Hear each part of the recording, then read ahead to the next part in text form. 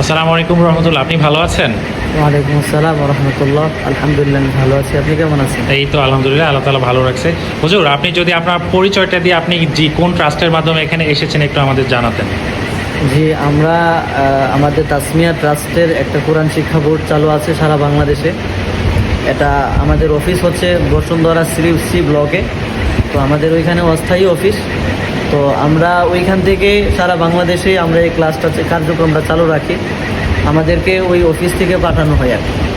তো যারা আমাদের এই অফিসে আবেদন করার পরে হয়তো 2 মাস বা 3 মাস বা 1 মাস, যেখানে যতদিন সময় পরে দেই ওইখানে ততদিন পরে আমাদের একজন মুআল্লিম সাহেব যাবেন।